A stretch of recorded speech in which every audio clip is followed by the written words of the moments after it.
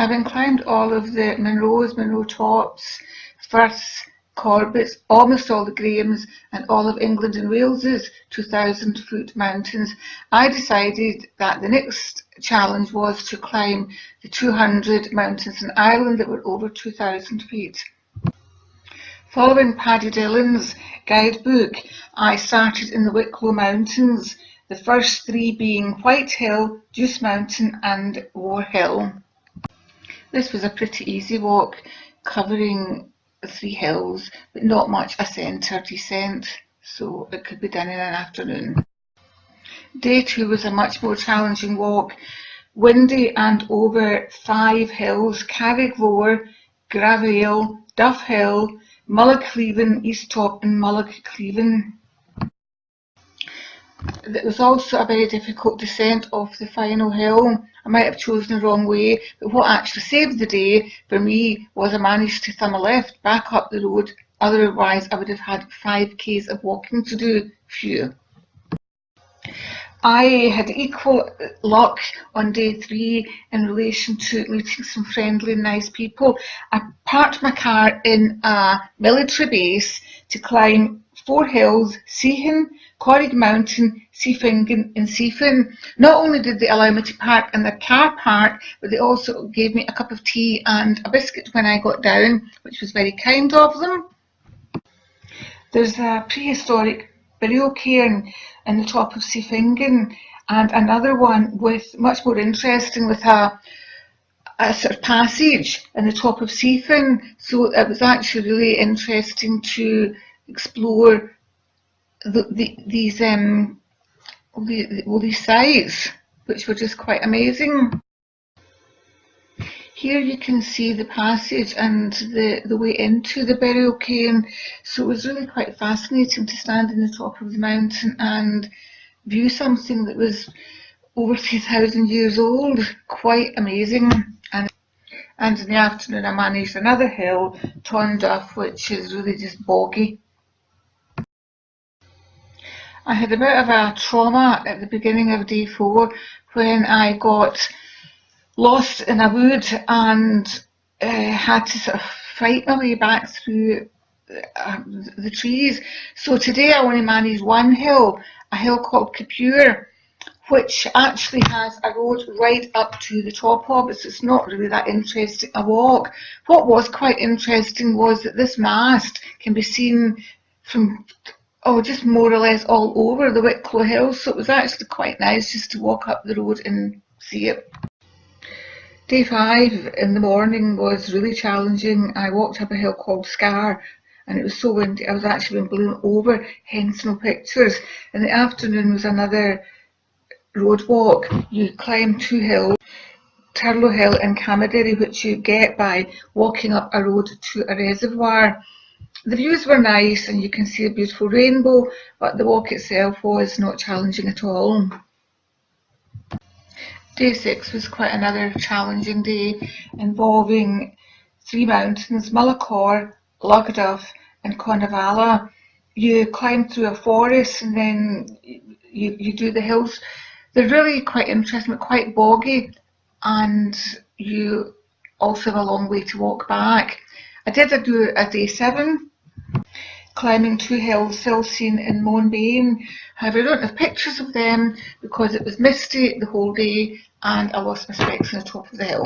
These were also the hills where I had my previous forest disaster. My plan for climbing the hills in Ireland was to go for about a week, a month, so there was quite a large gap between day 7 and day 8. This hill, Tonlaggy, was the first of my second week hills, and I climbed it from the Wicklow Gap, which allowed me to look over the hills and the reservoir from my previous week. Day 9 was a really long day, taking in 6 mountains. This included Lugnaquilla. Lugnaquilla is a mountain that I have already done because it's over 3,000 feet. The rest of them are just around 3,000 feet, and so I had a fantastic day walking in the hills. I knew, because of the length of the day that I had planned and also the shortness of the days at this time of year in November, then I would be walking back in the dark, and that is indeed what I did. It wasn't a big problem walking back in the dark, because for the last 1.5 hours or so the track was on, first of all, a fantastic track, and then on a road, so it was perfectly safe and thoroughly enjoyable. Day 10, the last of my days on the Wicklow Hills and its outliers, was a bit of a strange walk, because I had 3 separate walks during the day. The first was 2 outliers to Luganaquila, Ballyneden Mountain and Sleeveman, and what was really strange about that was I was near military ground and was walking, listening to gunfire around me. The second walk I didn't like. That was Keedon Mountain. The book suggests going up a really horrid steep route, but I got to the summit and I was very grateful to have done. So the last one was Croghan Moira Mountain, a short mountain which I did about sunset, which was lovely. To say goodbye to the Wicklows. After 10 days to complete, the Wicklow Mountains, Blackstairs Mountains, took 1 day to complete. The first hill, Mount Leinster, which is the highest, you can climb by walking up a road, which I did in the mist to get to the trig pillar with some very nice stones on the top of it. There's also a communications mast on the top of it. The second mountain is more interesting. It's a pathless track, but not very challenging, but interesting, and I really enjoyed doing it. So goodbye to the Blackstairs Mountains.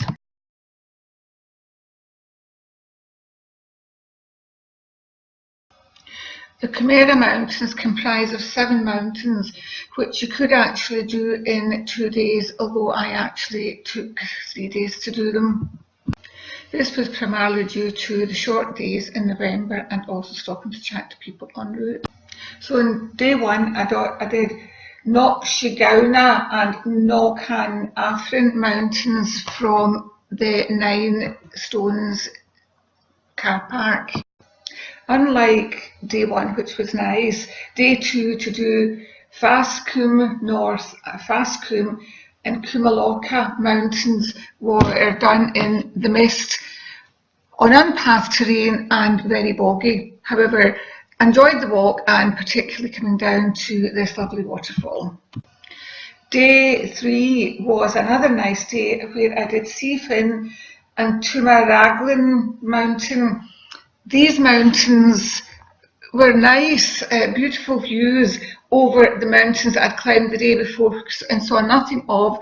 The detritus at the top of both of the mountains were a bit bizarre, but what was particularly lovely was to walk a little bit beyond the second mountain to be able to look down over the Irish Sea, and that was particularly nice, as was the standing stone at the end. I climbed Keeper Hill in an afternoon walk, having flown from Glasgow Airport to Dublin that morning. Keeper Hill was not a challenging walk. There was a path the whole way up it, and in fact I was passed by 3 vans I met at the top of the hill. The people in the vans were up there repairing communications stuff. But what was interesting was the trig pillar, which had lots of different momentums of people who'd died either on that hill or I guess in the hills around, which was quite interesting to see. I climbed the GALTY mountains over 2 separate weeks, in January 2018 and February 2018. In the January excursion to Ireland, I'd also climbed a solitary hill called Sleevenamoon and the Knockmildown Mountains, neither of which I had photographs of because the weather was so bad, and indeed on my first trip to the Galties in January I didn't take any pictures of the hills that I was on because it was so incredibly windy that I was actually blown over in one of the mountains about 20 times, I think. However, my second trip to the Galties was amazing. I really enjoyed the climbs on GALTY the Beg and all the other hills. And as you can see, there's a lot of snow involved in the climb, but that actually made for a really interesting day out, or a couple of days out. My last GALTY was a hill called Temple Mountain, and a Temple Hill actually, and I climbed it on quite a windy day through the snow, and then got to the summit. On the way down, I saw the most amazing Brocken Spectre, which you can now see in the picture.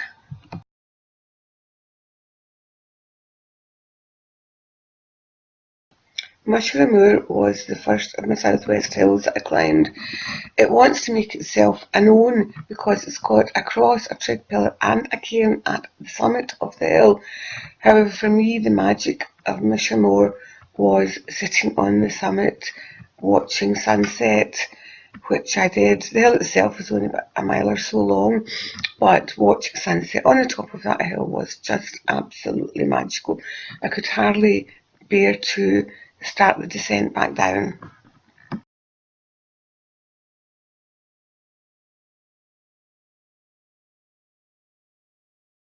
I've combined 4 walks which I did over 3 days into one video. Crowhane, the first of the hills, was a walk up a path, mostly up a path, and then onto some unpathed terrain up to, as you can see, a viewpoint with absolutely lovely views. The second walk, the Paps, was actually 2 hills, and I did that on the same day, and then came down at night and walked back to my Canax again. One of these days I walked back in the dark, but it was really nice. The next day I did a hill called Caherbarnag. You have to go up a really narrow road to this and then get permission from the farm at the end of it, because there's actually hundreds of signs saying trespassers will be prosecuted, but when I asked permission they just said walk away, which was fantastic. The fourth walk, Malagahanish, is not really a walk. It was basically, you could drive up through to the summit to a communication pillar, and that ended my walking in February. You climb these hills from a bridge with a completely unpronounceable name, something like Drihaide Geretirag. You walk up from there to a pass called Priest's Leap, which has a sign and a cross, and apparently this is a spot where a Jesuit priest on horseback, being hotly pursued, spurred his horse to leap almost to Bantry, if you would want to believe that. The walk itself was interesting and really quite varied. Quite a reasonably long day, and it was thoroughly enjoyable, and there wasn't any mist around, which was quite unusual because it was a March walk, and I had quite a lot of mist in the hills when I was climbing them that week. Angerton Mountain is an absolutely fantastic mountain to climb. You start at the Turin Cormac Battleground sign, and there's a good path the whole way up it. What's fantastic about it is that the whole mountain wraps itself around an absolutely fabulous loch.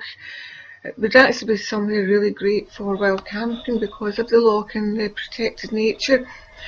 You can then walk on and do another hill called Stoompa, and there's a good path, or a reasonable path to that hill. However, the way off that hill is really difficult. There's absolutely no path, and you have to sort of make your way through tussocky, muddy, boggy ground, but I enjoyed the day. I should really say something about these southwest mountains. According to Paddy Dillon, there are 81 mountains and 26 walks in the southwest. So almost half of the 2,000-foot mountains are in the southwest. I've not got pictures or videos of all of those mountains because Ireland being Ireland, the weather conditions vary, and I walked some of the mountains in the mist and rain, which means that I would not have been able to take pictures of anything other than mist and rain, which wouldn't have been very interesting.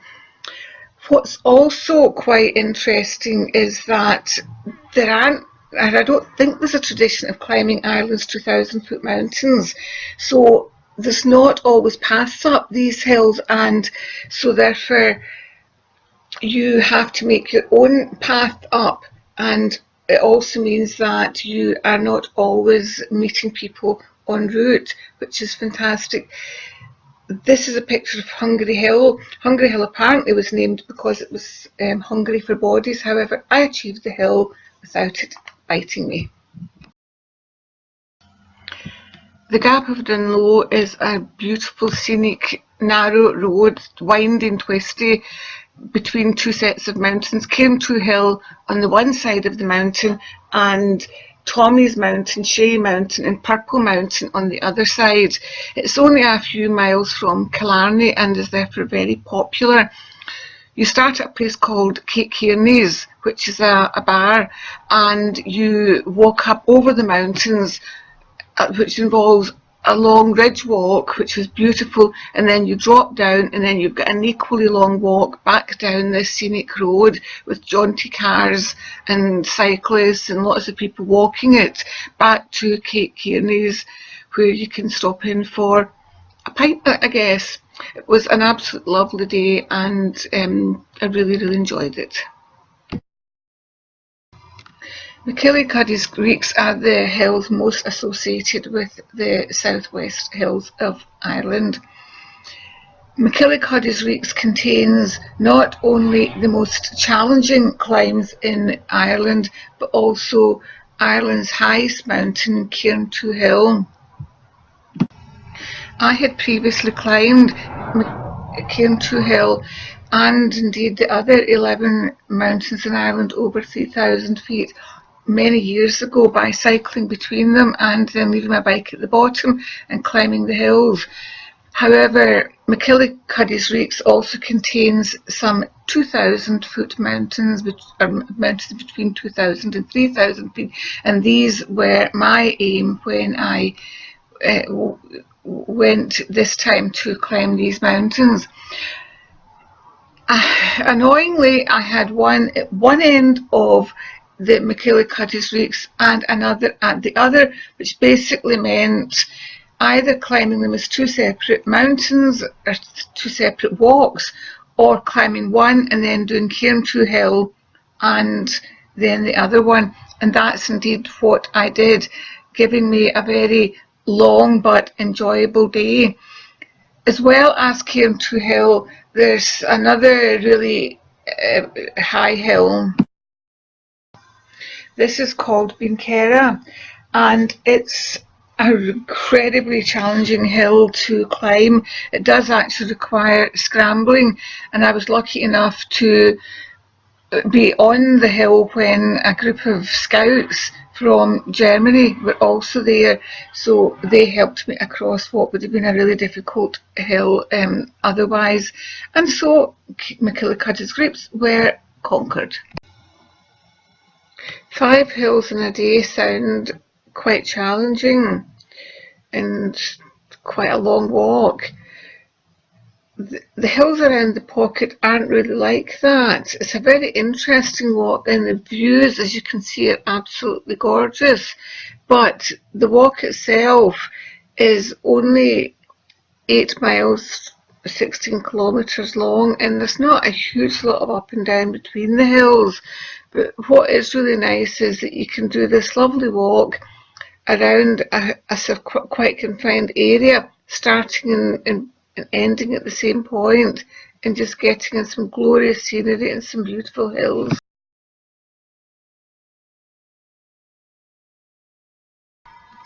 My adventures in the southwest hills of Ireland continued in the middle of June on what actually came out to be quite a wet and windy and therefore reasonably misty experience.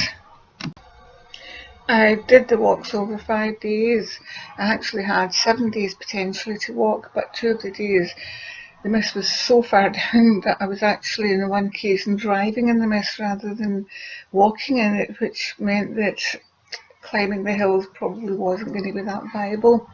What I did think about the fact that it was misty quite a lot of the time was that it gave really good views in the hills, because sometimes when it's misty and it's not totally misted out, the mist will rise and then you get fantastic atmospheric views of the hills and you see them in a sort of a different way. The Lochray Hills is a case in point. I climbed that on a day which was really misty on the top, but most of the way up, although it was quite bleak and damp, you could see some absolutely beautiful views around the loch, and the walk itself was actually interesting, although I didn't actually do it the way the book suggests. What I found with Paddy Dillon's explanations is that he combines hills that I think really would be better done in perhaps two separate walks, and that's what I did. I did one set of hills in Lochray, or one hill in Lochray on one day, and then the following day I went and did the second hill, or the two hills actually, which is Stoompa and Stoompa West or something like that, and that made for, I thought, a much more enjoyable walk, and it did allow me to also see parts of Ireland that I would not have otherwise have seen, really, because I climbed those hills from the other side rather than the way that the book suggested. There are 81 mountains actually in the southwest chapter of Paddy Dillon's book, and each mountain itself has its own sort of defining characteristic, which makes for really interesting walking. Also means that you're sort of, for somebody who's wanting to climb all of them, you're going back to Ireland time and time again. And indeed, I haven't even quite finished the House Southwest Hills yet, even though I think I've been going there since, I don't know, maybe March or something like that. However, I still have some still to do. And then you also have some quite incredibly challenging days. My rainbow days, I'm calling it 32 kilometres, 12 hours out in the hill, mist and rain and wind, was a case in point, but something that I thought was just incredibly enjoyable. And I just even see the rainbow sort of framing the loch was just so worth being up on the hill for, never mind actually accomplishing all of the hills. And I was especially pleased to get that particular walk down, or one of the hills down, since I'd been denied entry to it a few weeks before. Did it from a different direction. Knocknadd Bar is one of the several hills that you can climb in Ireland by following the Stations of the Cross. As far as I understand it, there are 14 Stations of the Cross, and each one has its own cross. And in Knocknadd Bar, I had little sort of stories attached to each one of the crosses as you pass them. So that makes for a really interesting walk. I had planned to do this walk on a previous trip to Ireland, but the mist was so bad that I had decided not to do it, because I believed the views from the summit would have been stunning, and I didn't want to miss out on that. And as you can see from this video, I was absolutely right to wait till this beautifully clear and wonderful day. Apart from the first morning, the week I spent climbing the hills of Dingle was absolutely fantastic. I had wonderful weather all week and great views. I started off climbing from the Corner Pass.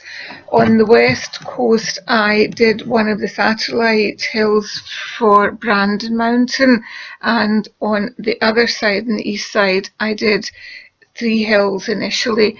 You start off really high up, about over 400 metres I think, so the actual ascent isn't fantastic, but the hills themselves are actually really nice, and they've got absolutely fantastic views over Brandon.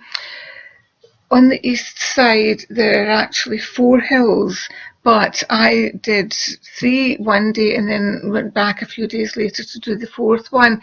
That was for logistical reasons, but I was also very pleased that I had done that because it allowed me to see the mountain from a different angle and get a different experience of these hills. Brandon Mountain is one of Ireland's 12 plus 3,000 foot mountains, and I had already climbed it. My objective therefore in climbing the mountain wasn't really to do Brandon Mountain. It was to do first of all Brandon Peak, and then secondly to climb the hill on the other side of Brandon Mountain. There are 2 main ways to climb Brandon Mountain. One is from the car park at the religious centre, where you climb up the mountain following the Stations of the Cross, and the other one is from the north, from I think it's a grove. I climbed up via the Stations of the Cross but turned off eastward in order to ascend Brandon Peak, and then from there walked across to climb Brandon Mountain. I had intended to do the hill on the other side, but in fact it would have been too long a day, so I left that until another day. So a day or 2 later I climbed the 4th hill on Brandon Mountain, which is Mesopotamia, I think it's called, and there I climbed it from the other side of the mountain, and that was absolutely fantastic. There's a lovely long walk up a track and then up onto the mountain, which really allowed me to see the mountain from a different angle and to see Brandon Mountain from a different angle, and that was a really, really nice day. It was also really good because the night before I booked into a hotel and was invited to join a group of local people who were singing and dancing and telling stories. So that was really a really wonderful experience, and it really, really made my night. So although I took 2 days to climb these 2 mountains, the 2 days were absolutely well worth it in terms of both the actual hill climbing itself, but also in terms of the entertainment and enjoyment I had. Stradbally and its 2 satellite mountains, Bean Oskia and Cumban, was also done on a really, really nice day, and I thoroughly enjoyed it. Absolutely fantastic views from these mountains, as you can see from the photographs. The walking wasn't particularly difficult and or challenging, but it was a thoroughly enjoyable and lovely walk. My last day on the Dingle Peninsula was climbing Caherconry and Bortrigom, if that's how you pronounce it. Apologies for Irish people if I pronounced them completely wrongly. That again was a really lovely day, and what made it really special was coming down off the hill. I met a man pushing a trolley up the steep path, which is the starting point of the walk. And when I stopped to talk to him, he told me that his name was Tom Fremantle and he was actually walking around the world. He started off in America and was now walking through Ireland before crossing across to Wales. What an amazing adventure to have. The Western Hills comprises 37 mountains. I began my adventure on these mountains on the last week in June of 2018 in absolutely totally scorching weather. So scorching weather, the weather was actually breaking records. I went with a group of friends and decided to do a mix of walking and spending some time with them. My main objective during the week was to climb the 12 bends of Connemara National Park. Although it says 12 bends, in actual fact they are only 9 hills above 2,000 feet that actually count. The hills themselves are really interesting hills. They're very rugged and stony, and it makes for really challenging walking. Paddy Dillon's book suggests that you can do them over one day or potentially over 2 days. I took 3 days to do them, which was great, apart from the fact that doing them over the 3 days meant that I was actually dropping down off the hills onto a path, or no, lack of path, in ways that weren't really clearly ones that were recommended. So a lot of the walking back from the hills was equally challenging over pathless terrain where I was up to my knees in grass, but enjoyed it nonetheless. The Mom Turks comprises 7 summits, and Paddy Dillon's book suggests that you can climb these 7 summits in one day. It's a 32-kilometre walk, and you start in Leenon and then you end up near Momwee Loch, which basically means that you start at one end of the hills, get to the other end, and your car is something like 20 miles away from where you end, which is completely not feasible if you are trying to do these walks on day trips and you do not have 2 cars. So I actually did the hills in 3 separate walks, which is one of the alternatives that Paddy described. So the first one I did was Leenon, which is actually a hill that is quite on its own, and I did that in the summer of 2018, and that was on a hot and sunny day. The next 3 hills, Letterbricon, Bin Idir Adalong and Bin Chanog, sorry if I'm pronouncing them wrongly, I did in October in much more wintry conditions with some snow and ice underfoot. It's easy to find the start of this walk because you find a little religious icon in Stations of the Cross, but the actual walk itself was much trickier, and we eventually turned back after the 3rd hill rather than carrying on the circuit because the hills were so difficult in the mist. The final 3 hills, Binmore, Mullach Glass and Corcaragamore, I did in May of 2019 in windy but nice and clear conditions. That was really a nice walk and I thoroughly enjoyed it. It was part of a challenge that I was doing to do 25 hills in 10 days, and this was 3 hills that I had on that to-do list. You start the walk to Monstrasna and Devil's Mother from Grenacally Bridge. You basically go through a gate and then follow the stream uphill. You then cross across a tributary stream and then make a really steep ascent onto what is actually a really flat plateau. Although it looks as though there's a decent path up the hill, it actually goes between being quite decent to being more or less non-existent. The summit of Monstrasa is rocky and flat, so it's quite difficult to see where the actual summit is. And then when you start the walk to the next hill, Devil's Mother, it's equally flat and featureless, so it's quite difficult to negotiate. I certainly would not be happy to do this in the mist.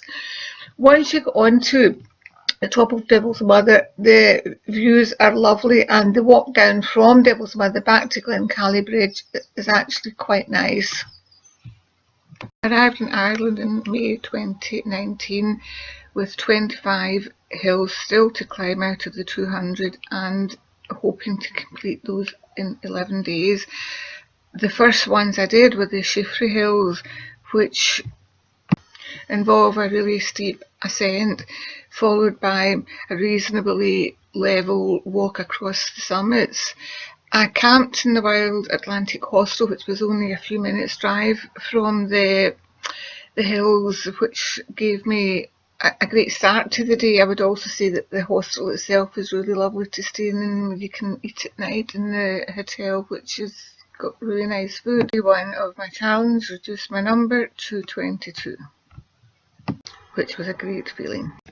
Mawelry is the most popular of the 3 hills that you can climb from Delphi Bridge, and in fact you can climb Mawelry from a number of different places. I think the most popular, because it's the shortest, is from Killarry Harbour, and there's also another slightly longer route that takes you up sort of to a call between Benbury and Benlogmore, and then you can then walk on to Mawelry from there. Paddy Dillon's book describes the ascent of all 3 hills and suggests that you climb Mawelry first. I thought that was not the best way to do it, and in fact I did it the other way around, starting from Benlogmore. The reason for that is that to do Mawelry from Delphi Bridge involves a lot of walking on rough, boggy, unpathed terrain. There is still rough, boggy, unpathed terrain if you do it the other way around, but it's a much shorter ascent up onto your first hill, Benlogmore. You can then drop down onto a col, climb up onto Benbury, and then from there onto Mawelry, and the walk, doing it that way, is actually quite simple once you get to the top of Benlogmore. You then can descend down from Mawelry. It's a very steep descent for a while, but there's less walking on the boggy ground, because you can then join the track from the Delphi estate and walk back down to Delphi Bridge from there. Just from the top of the hill are superb, so I would suggest leaving it for a good day. Slievemore and Croghan are 2 fantastic mountains high above the Atlantic, and they're the only Irish mountains to be found in an island.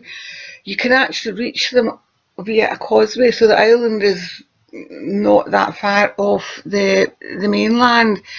I did them over 2 days and really thoroughly enjoyed both walks. Neither of the mountains have paths up them, but they're quite easy to walk. Well, easy in the sense that you can see where you're going. Slievemore, I would say, is probably the harder of the 2 hills to walk, because it's quite rocky and boggy and quite pathless, so therefore it's much more difficult to see your way, or the best way to get up the hill. But when you get up there, the views are absolutely stunning. I would say that Croghan, the second hill, is even more stunning in terms of views from the summit. You actually get to that hill from the roadhead or the road end at Keenstrand and a sort of deserted village, and the whole walk up is just stunning, and the walk across the sort of summit back and then down to the other side is just amazing. I would absolutely, definitely recommend, do not do these hills on misty days, because you would just lose the views, and they're to die for. The Neffens are a pretty challenging walk. I did them over 2 days. Corrinabinia, South Top, Corrinabinia and Glenamung were the hills I climbed on the first day, and on a really nice but windy day. And the biggest challenge for that is that you have to go along a really, really narrow ridge and then climb back across hills 1 and 2 to get back to your car, so it makes for a very long day, but a really, really enjoyable day as well. The second 2 hills, Neffenbeg and Slievecor, I did the following day, and that was a really challenging day, more in terms of distance than in the actual terrain. It's about 28 kilometres, probably third of it, or maybe more, on totally unpathed terrain. You follow the Bangor Trail and then you climb up onto Hill 1, get onto it and then follow it onto Hill 2, drop back down from Hill 2 and then walk back along the Bangor Trail to your car. But I thoroughly enjoyed both walks. Having walked the Neffin Range over two quite challenging days, you can then climb Ben Curragh, which gives you views back to your walks in the Neffin Range. Ben Curragh's a bit of a less challenging walk, a bit stony and boggy, but otherwise only 10k and quite a simple walk. Nice day. Curragh is a very popular mountain. I view a very strange one as well. You walk along this really broad path for about, I think it's 3.75 kilometres, and then you find yourself on this walkway over the moor and then up a stairway to a viewing point, and hundreds of people seem to walk this mountain every day to the viewing point. However, that's not actually the summit. The summit is about, I'd say about 10 minutes walk away, and you have to climb across the viewing point and then just walk the short distance up to the summit, which is what I did. And at that point you get away from the crowds. The walk to Truskmore is not my favourite walk. You basically have to walk up a road for 4k to this communications tower. The walk to Tyrone is slightly more interesting over a sort of boggy ground, but even it's not that particularly interesting. But given that both of these hills are over 2,000 feet and that was my objective, I absolutely had to do them, but it's not recommended. Errigal, Dooish and Muckish are three separate hills, but they're all very close to each other and they're all short walks, so really you could actually walk each of these hills in one day. I did Errigal and Muckish in one day. Errigal was a lovely hill in the snow. There's a path the whole way up and that was lovely. Muckish I don't have any pictures of because basically I was walking in the mist and rain. And then Dooish was just a very simple walk up to a cairn with a cross on it. I walked the Sperrin Mountains over 2 days in icy and reasonably windy conditions. My book says that the Sperrin Mountains are boggy. I didn't find it that because the ground was so hard, so perhaps the plan for walking the Sperrins during the winter was actually a good one and allowed me to see the Sperrins at their best. Access to the hills is also easy because there are narrow country roads that you can use to access the mountains. The Mournes are wonderful mountains, and this video doesn't really give you a true flavour of what they're like. That's because I had actually previously done most of them, and this video just shows you the couple that I still needed to do to finish off my 2,000 foot. The Bluestack Mountains were my penultimate walk in Ireland. You get to them on a minor road between Glenties and Ballyboffey, and you park at a building that is called the Old Schoolhouse.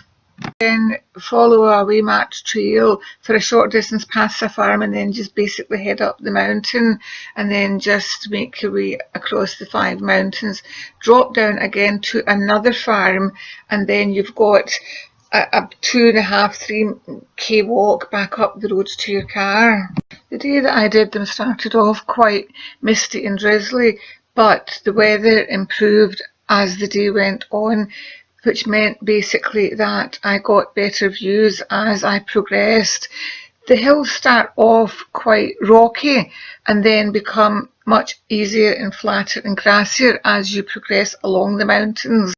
So my penultimate day in the Irish mountains was an easy walk and a really pleasant walk. I climbed my final Irish Plus 2000 hill, Slieve Snot, from the Poison Glen on the 20th of May 2019. The walk is quite challenging. You start by finding a way across a river and you then have to make your way up to the River Devlin, which you follow for quite some distance on boggy and mostly unpathed terrain. you then get to a tributary river and you follow that up until you get towards a really steep and rocky slope where you actually have to pick your way up through the rocks, no path, to the summit cairn. The way back down is actually trickier because it's equally steep, clearly equally rocky, and you're having to sort of pick your way through the rocks. But I did it, achieved it. Iron's been conquered. Yay, go me!